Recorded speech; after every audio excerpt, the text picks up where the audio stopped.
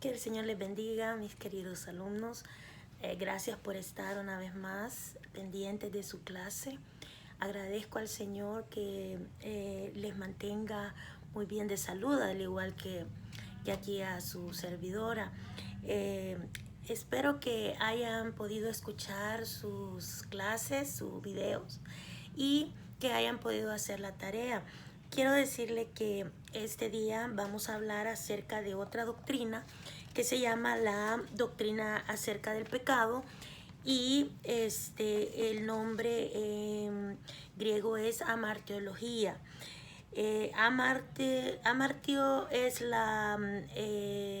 el pecado y logos, ya sabemos que es el estudio, tratado, ¿verdad? O enseñanza del pecado. Entonces, quiero invitarle a que vayamos a ver cuál es el origen del pecado, qué es lo que, dónde se originó todo esto. Y lo voy a llevar a Ezequiel, al libro del profeta Ezequiel, capítulo 28, del versículo 12 al 19. Vamos a irnos a uno de los profetas mayores, Ezequiel, capítulo 28, del 12, versículo 12 al 19. Cuando lo tenga, por favor, vamos a orar en el nombre del Padre, del Hijo y con el poder de su Santo Espíritu. Hijo de hombre, levanta, endecha sobre el rey de Tiro y dile, así ha dicho Jehová el Señor. Tú eras el sello de la perfección, lleno de sabiduría y acabado de hermosura. En Edén, en el huerto de Dios estuviste. De toda piedra preciosa era tu vestidura, de cornerina, topacio, jaspe, crisólito, berilo y ónice, de zafiro, carbunclo, esmeralda y oro. Los primores de tus tamboriles y flautas estuvieron preparados para ti en el día de tu creación. Tú, querubín, grande, protector, yo te puse en el santo monte de Dios, allí estuviste, en medio de las piedras de fuego te paseabas. Perfecto eras en todos tus caminos, desde el día que fuiste creado, hasta que se halló en ti maldad. A causa de la multitud de tus contrataciones, fuiste lleno de iniquidad y pecaste, por lo que yo te eché del monte de Dios y te arrojé de entre las piedras del fuego, oh querubín protector. Se enalteció tu corazón a causa de tu hermosura, corrompiste tu sabiduría a causa de tu esplendor. Yo te arrojaré por tierra, delante de los reyes te pondré para que miren en ti. Con la multitud de tus maldades y con la iniquidad de tus contrataciones profanaste tu santuario. Yo pues saqué fuego de en medio de ti, el cual te consumió y te puse en ceniza sobre la tierra a los ojos de todos los que te miran. Todos los que te conocieron de entre los pueblos se maravillan sobre ti. Espanto serás y para siempre dejarás de ser. Oremos. Bendito Dios, bendito Padre que estás en el cielo. Gracias le damos, Señor, por un día más que nos permite estar. A pesar, Señor, que tanta mortandad, Señor Jesús, está alrededor de todos nosotros, tu ángel siempre nos ha protegido. Tu mano protectora está siempre ahí, cuidándonos, Señor, que nada malo nos pase. Te agradecemos por tantas misericordias y tantas bondades en nuestra vida. Ahora te suplicamos, Señor, que nos dé sabiduría, que nos dé entendimiento para entender tu palabra, mi Dios. Que podamos saber, Señor, que el pecado se origina de Satanás. Es ahí donde nace el pecado. En el momento en que nos alejamos de ti, podemos ser un instrumento fácil, Señor, para que el enemigo tuyo eterno pueda entrar, Señor, en nuestras vidas y hacernos flaquear. Te suplicamos, Señor, que tu protección no nos falte. Dios mío, tú eres nuestro pastor. Jehová es mi pastor y nada me faltará, y en lugares de delicados pastos me hará descansar, dice el Salmo 23. Y estamos confiando, Señor, en que eres un Dios que no miente ni se arrepiente de todo lo que promete a sus hijos. En el nombre de Jesús te lo suplicamos todo. Amén y amén. Muy bien. Pudimos ver, y espero que se haya gozado usted cuando estudió acerca de la doctrina del hombre, ¿verdad? Vimos cómo la teología sistemática se encarga de hacer grandes temas en cuanto a la doctrina del hombre. Cómo fue el hombre creado a imagen de Dios, ya lo vimos. Cuál era el estado original del hombre, ¿verdad? La creación, cómo fue la creación, cómo Dios se lució creando todos los cielos, la tierra, los animales, las plantas y también creándonos a nosotros. Cómo fue la naturaleza del hombre creado. La Biblia nos enseña que la naturaleza del hombre es que somos polvo, ¿verdad? Y que al polvo volveremos, pero que tenemos un espíritu y un alma que se va a encontrar con nuestro Redentor. También sabemos que nos ha dotado de algunos aspectos inmateriales con los cuales estamos más unidos a Dios, y esta es el alma, el espíritu, el corazón, la conciencia, la mente, la carne, la voluntad. Entonces sabemos nosotros que si no es con nuestro corazón, va a ser con nuestra mente, que vamos a querer, desear estar siempre con nuestro Creador. Y es así como vamos a ver ya más profundo lo que es la doctrina acerca de la caída del hombre. ¿Cuáles fueron las condiciones del hombre antes de la caída? ¿Verdad? Y decíamos que primeramente su hogar era un jardín, que tenía mucha libertad, que su inteligencia y su creatividad eran tales que lograron ponerle el nombre a todos los animales que hasta el día de hoy nosotros conocemos. Sus emociones y sus afectos estaban ahí, había un libre albedrío. El hombre tenía la capacidad de decidir entre el bien y el mal. También su autoridad, ¿sobre qué? Su autoridad sobre toda la creación. El Señor se la había dado. Tenemos también que la prueba a la que fue sometido el hombre fue una simple orden que se le dio, y el hombre desobedeció. Entonces vemos cómo este querubín del que habla Ezequiel y le dice: perfecto eras en todos tus caminos desde el día que fuiste creado hasta que se halló en ti maldad. Ese mismo querubín que fue expulsado del cielo es el que vino y usó un animal, un animal creado por Dios, ¿sí? Como un instrumento. ¿Para qué? Para que viniera y lograra entrar en la mente, en el corazón de Eva, para cometer el pecado. Sabemos entonces que a raíz de esto, la condición del hombre después de la caída fue de sufrimiento, de muerte física, de trabajo duro, de sufrimientos a la hora de dar a luz a los hijos, la mujer, de someterse al hombre, y de la muerte espiritual, ¿verdad? Había depravación y culpabilidad en ellos. Entonces, todo esto nos lleva ahora a ver lo que es la doctrina acerca del pecado. En Romanos 6:23, si usted me acompaña en su Biblia, Romanos 6:23 dice: porque la paga del pecado es muerte, mas la dávida de Dios es vida eterna en Cristo Jesús, Señor nuestro. Sabemos nosotros que el origen del pecado se le atribuye a Satanás, como bien les dije y leímos aquí en Ezequiel capítulo 28. Entonces sabemos que el Señor le dice: perfecto eras en todos tus caminos desde el día en que fuiste creado hasta el día que se halló en ti maldad. Y desde entonces se desató una batalla entre Dios y el mal. Dios siempre busca la forma de rescatar a la humanidad de la condenación eterna. La condenación que perdimos allá en el jardín del Edén, ¿se recuerdan? Porque ya no estuvo más, ya no tuvimos acceso al árbol de la vida, sino que el hombre decidió tomar del fruto del bien y del mal. Entonces sabemos nosotros que desde entonces Dios busca la forma de rescatar a la humanidad de esa condenación eterna, ¿verdad?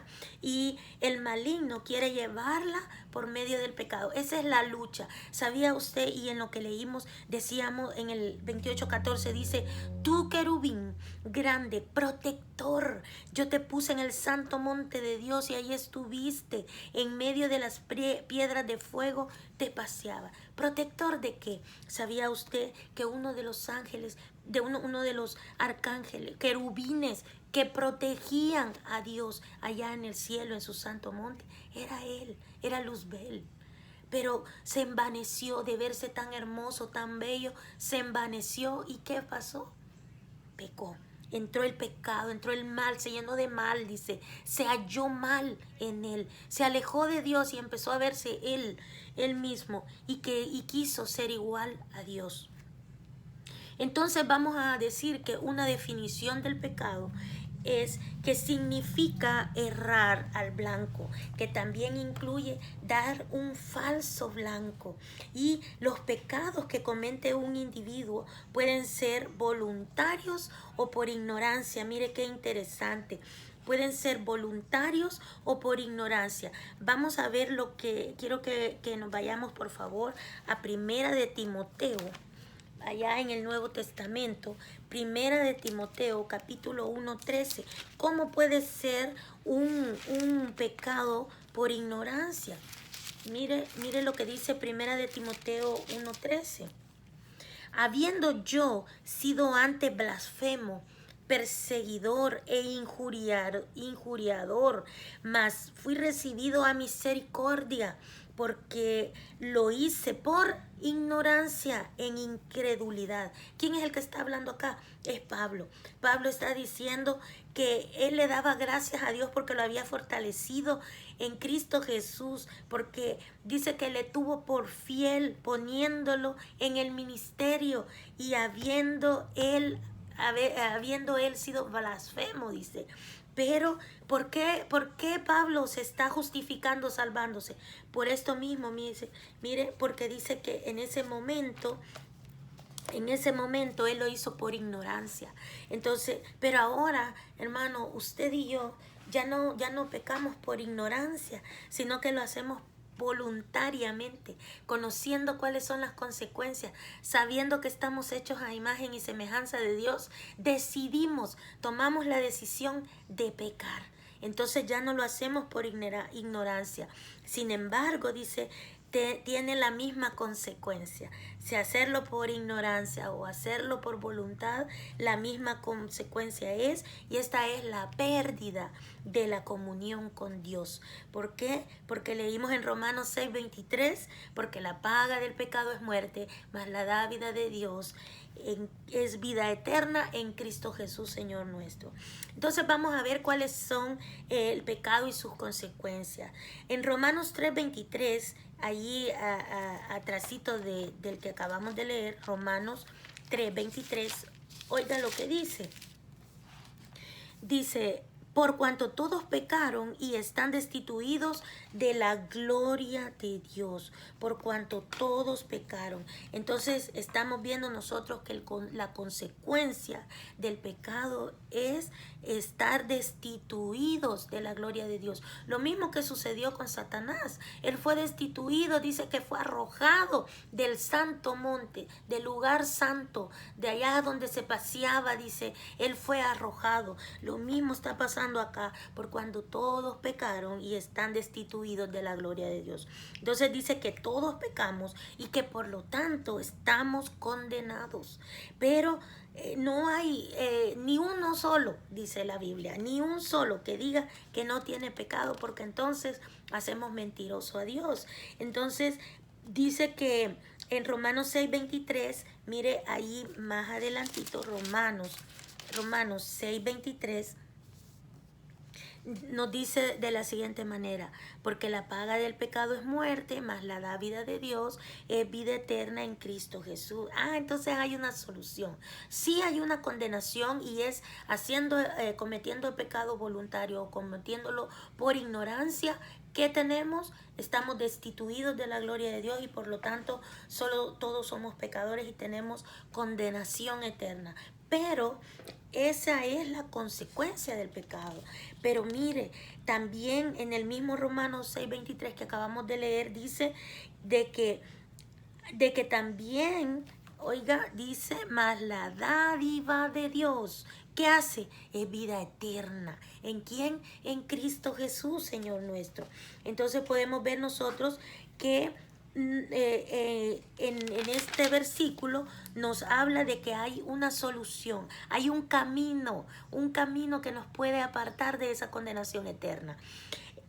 También podemos ver nosotros que otro tema muy interesante en cuanto a la doctrina del pecado, aparte del pecado y la consecuencia, es el castigo eterno por el pecado.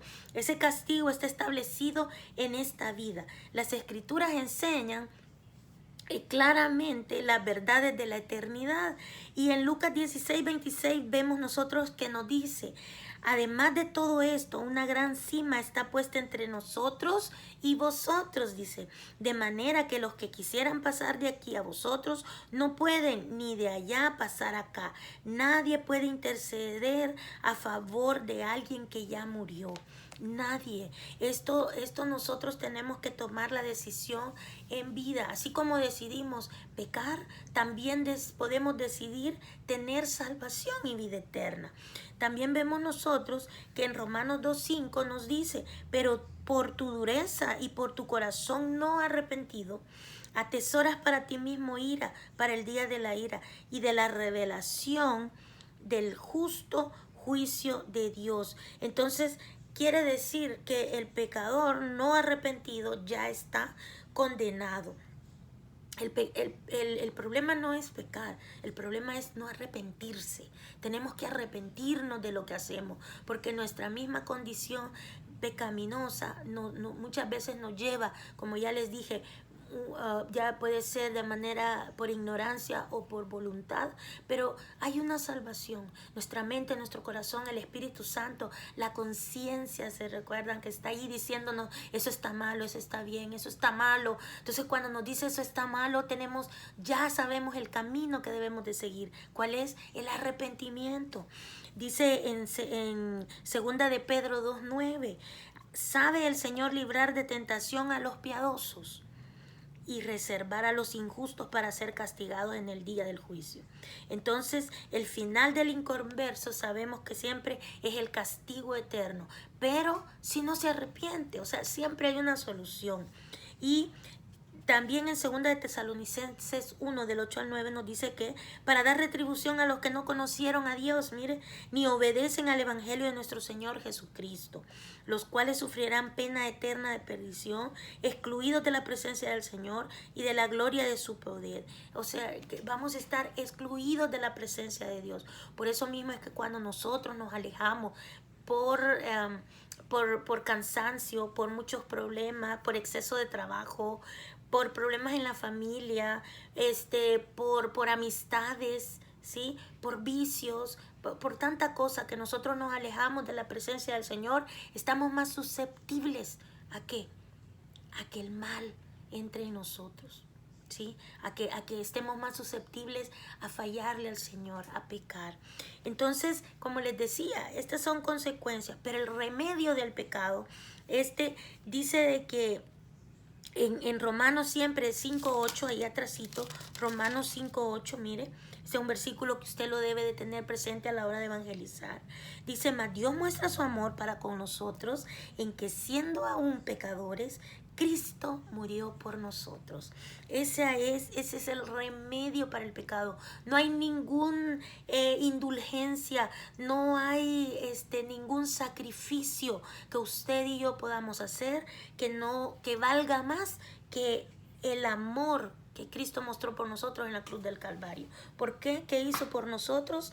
Dice: mas Dios muestra su amor para con nosotros en que, aun siendo pecadores, Cristo murió por nosotros. Mire pues el siguiente versículo: pues mucho más, estando ya justificados en su sangre, por él seremos salvos de la ira. ¿De cuál ira? De la ira del Padre, de la ira venidera.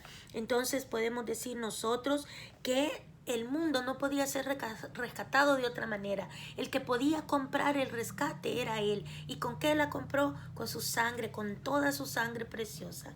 Con esa sangre, con ese sacrificio, Él pagó el precio por cada uno de nosotros. Y ahí recordamos el otro versículo, Juan 3:16, que dice: porque de tal manera amó Dios al mundo, que ha dado a su Hijo unigénito, para que todo aquel que en Él crea no se pierda, mas tenga la vida eterna. Entonces, podemos decir nosotros que ¿cómo describiríamos el amor de Dios? La palabra de Dios indica que existe un solo camino para remediar el pecado. Y ese tiene nombre. ¿Cuál es? Jesús. Es el único. El justo que por los injustos Él pagó. Él era el justo y pagó por todos los injustos, que somos nosotros. Él murió como un sustituto. ¿De quién? De usted y de mí. Ese cordero inmolado que estaba ahí era el que podía pagar el pecado del mundo. También podemos ver nosotros cómo influye el pecado en el creyente, oiga, ya siendo creyente, porque hasta aquí hemos hablado de los inconversos, pero vamos a ver qué pasa en el pecado. Y el creyente dice que existe una falsa doctrina de que si un creyente peca pierde la salvación.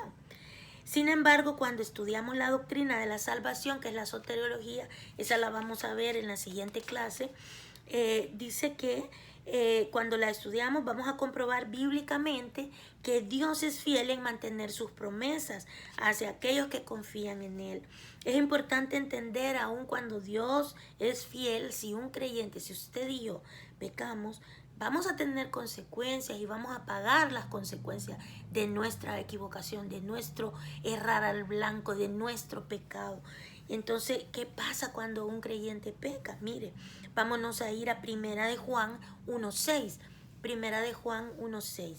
Dice así: si decimos que tenemos comunión con Él y andamos en tinieblas, mentimos y no practicamos la verdad.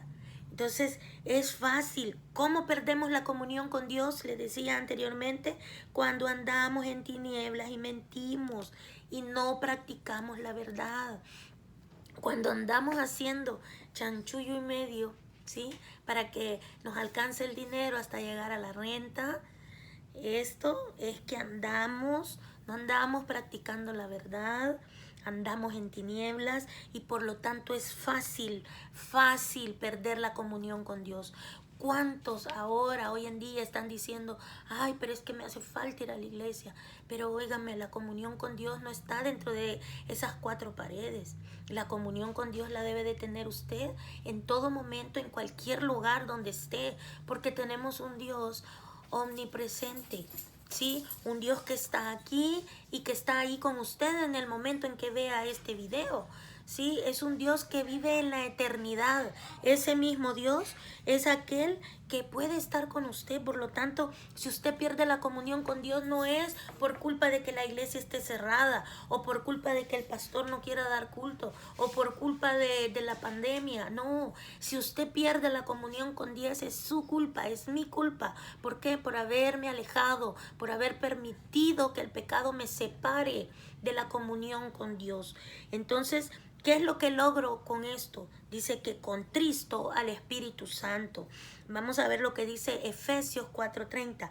Y no contristéis al Espíritu Santo de Dios, con el cual fuisteis sellados para el día de la redención. Mire, tenemos al Espíritu Santo ahí, el cual nos está diciendo que si nosotros desobedecemos al Señor y por lo tanto andamos en tinieblas, separados de Él, dice que estamos contristando. ¿Qué quiere decir eso?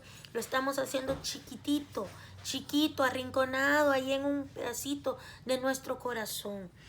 Entonces podemos ver nosotros que cuando ese momento llega, ya el Espíritu ya no puede hacer nada. Recordemos que el Espíritu es un abogado que está abogando por nosotros, pidiéndole a Jesús, mira, dile a papá, dile al Padre que por favor tenga misericordia de este o de esta persona, ¿sí? Entonces, ¿qué sucede? Dice el Padre, está bien, lo perdono, pero, ahí viene el pero Dios siempre disciplina. Vamos a ver lo que dice Hebreos 12:6. Porque el Señor al que ama, disciplina y azota. Oiga, y azota a todo el que recibe por hijo. No se aflija, no reclame cuando esté en momentos de necesidad, por ejemplo, que esté metido en un problema. ¿Por qué? Porque si se metió en ese problema es una consecuencia de sus actos. Es una consecuencia de mis actos. ¿Sí? Entonces debo de saber y de aceptar con valentía que el Señor está disciplinándome. Amén. disciplinándome. Entonces, algunas veces es tanta la disciplina que el Señor dice, por más que le dé, por más que lo regañe, por más que haga, no va a cambiar. Entonces, hay muerte física, ¿verdad? ¿Por qué? Porque dice en Romanos 6:23, que ya leímos muchas veces, porque la paga del pecado es muerte. No permitamos llegar hasta ese punto. El remedio entonces para el pecado en el creyente es el que dice en Primera de Juan 1:9. Si confesamos nuestros pecados, Él es fiel y justo para perdonar nuestros pecados y limpiarnos de toda maldad. Mire, ese es el remedio.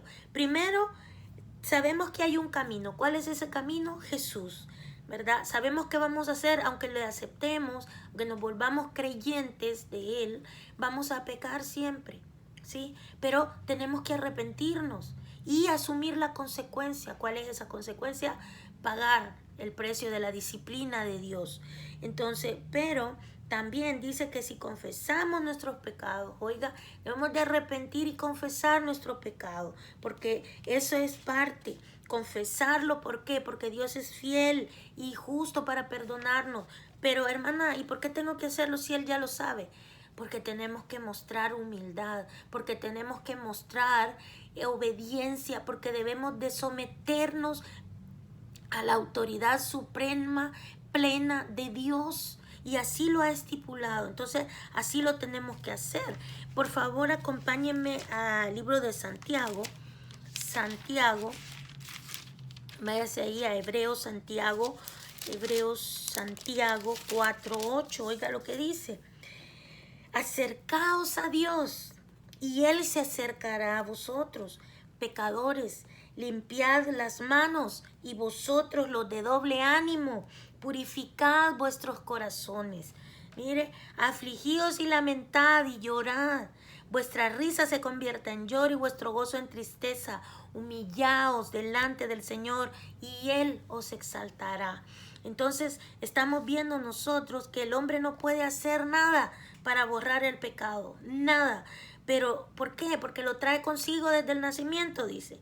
Pero el castigo, ya sabemos, el castigo por el pecado, sin confesar y sin arrepentimiento, es muerte y condenación eterna.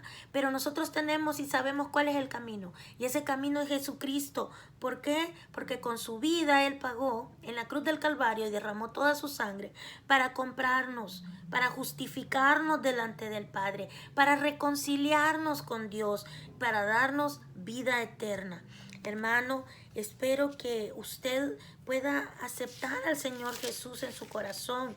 Mire, Hebreos 10:22 dice, acerquémonos con corazón sincero, en plena certidumbre de fe, purificados los corazones. ¿De qué? De mala conciencia. ¿Qué está en la conciencia? Lo que nos dice hagan esto o no lo hagan. Esto se puede hacer o esto no se puede hacer.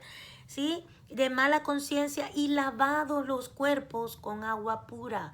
Entonces, en la palabra del Señor, en muchas oportunidades se nos dice, arrepiéntete. Ok, la regaste, pecaste. Arrepiéntete, acércate a Dios, ¿sí? Y acércate con un corazón sincero. Y en el otro que decía, humíllate ante Dios. Humillémonos.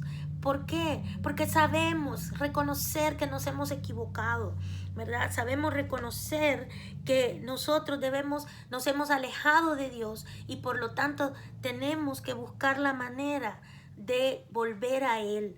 Mire, eso de doble ánimo, dice, ay, es que yo no sé si voy a seguir. Yo sé que muchos se van a enojar por eso, pero ¿sabe qué? La palabra dice, mire ahí en Hebreos 10:23, mantengamos firme, sin fluctuar, la profesión de nuestra esperanza, porque fiel es el que prometió. ¿Por qué nos estamos achicopalando? ¿Por qué nos estamos yendo para atrás cuando la palabra está llena de promesas? Cuando la palabra nos está está mandando a estar firmes, cuando la palabra nos está diciendo no seas de doble ánimo, un día sí quiero, otro día no quiero. No, ¿por qué? Dice mantengamos firme sin fluctuar, sin ir para acá y para allá, para allá y para acá, sin fluctuar la profesión de nuestra esperanza, porque fiel es el que prometió. No confía en mí, no confía en el pastor, no confía en su líder, confía en Dios, confía en Jesús que Él ha prometido.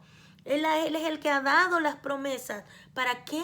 Para que nosotros podamos sentirnos libres del pecado, libres en Jesús, sabiendo que tenemos salvación porque nos hemos reconciliado con Él.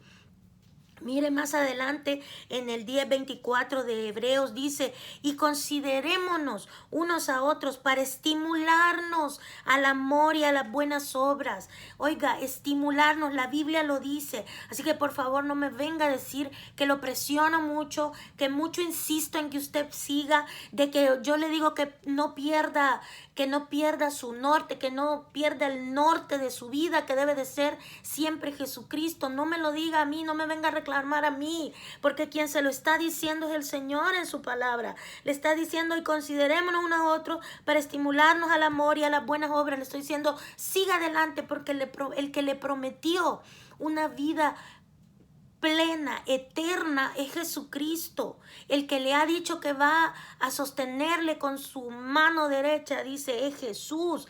Y oiga lo que dice en el 10:25, no dejando de congregarnos como algunos tienen por costumbre, sino exhortándoos, y tanto más cuanto veis que aquel día se acerca. ¿Qué más queremos, hermanos? Estamos viendo nosotros cómo el mundo está ahora con esta gran incertidumbre, pensando en que el fin del mundo ya viene. Roguémosle al Señor que eso sea. Hay que rogar, dice la Escritura, que hay que pedir por el pronto regreso de nuestro Señor Jesucristo, porque queremos estar en una vida eterna. No queremos pasar por todas esas tribulaciones que van a venir, por esas plagas que van a venir y van a destruir al mundo. No queremos estar ahí. ¿Por qué? Porque queremos que el sacrificio de Jesucristo haya valido la pena. Si no, vamos y hago así porque le quiero mostrar lo que le he preparado para dentro de unas 3 clases, creo yo. Y eso es, mire, ahí tal vez lo puede ver. Estas son las 7 dispensaciones que se hallan en el panorama bíblico, en la Biblia. Entonces, tal vez hoy no lo pueda ver muy bien, pero aquí le he resumido lo que es desde la creación hasta la eternidad. Entonces, hay ciertas cosas ahí que vemos que de lo que nos hablan es de juicios. Lo que nos recuerdan todos aquellos juicios que el mundo tuvo que pasar en todas estas 7 dispensaciones que el Señor tuvo. Pero eso es un tema que vamos a ver más adelante. Lo que ahora les digo es que yo quisiera, y es mi oración, que usted pueda disfrutar de todas esas bendiciones que el Señor quiere y tiene para usted. ¿Sí? Pero no se rinda, no fluctúe, no sea de doble ánimo, por favor. Siempre manténgase firme en la esperanza que es nuestro Señor Jesucristo.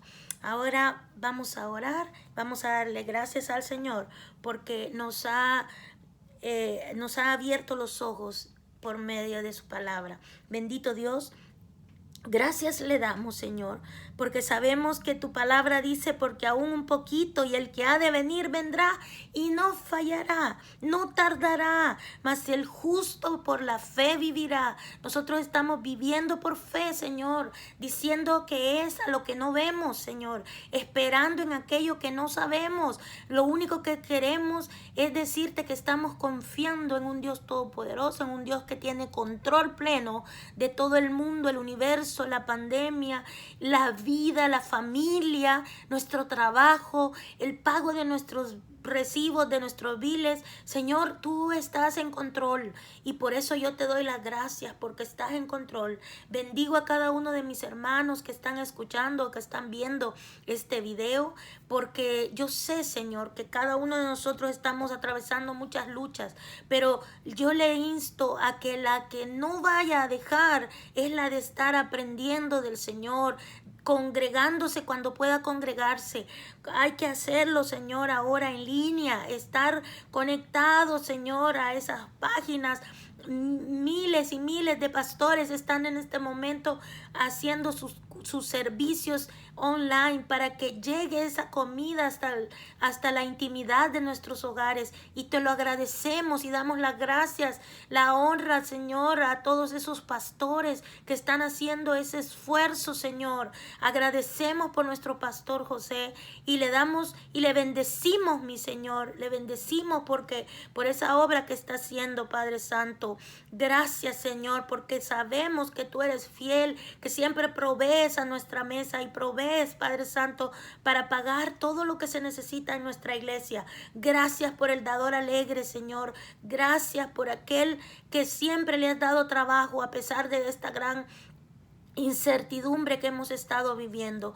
Te lo agradecemos, mi Señor, y te pido grandemente bendiciones, Señor, y que les des ánimos y que les des fuerzas como las del águila, deseo de volar como el águila, Señor, veloz, fuerte, alto, Señor, que no vean y que no se vayan hacia abajo, Señor, que siempre tengan esa fuerza como la del búfalo, Señor Jesús, porque eso dice tu palabra, esa es una promesa, Señor, que los jóvenes verán visiones y tendrán nuevas fuerzas, Señor. Y por eso te lo estoy suplicando, Señor. Te lo pido en el nombre de tu Hijo amado Jesucristo, que vertió toda su sangre en la cruz del Calvario por ellos y por mí. Gracias, Señor Jesús. Te amamos y te bendecimos en el nombre de Jesús. Amén. Muchas gracias y nos vemos en la próxima. Bye.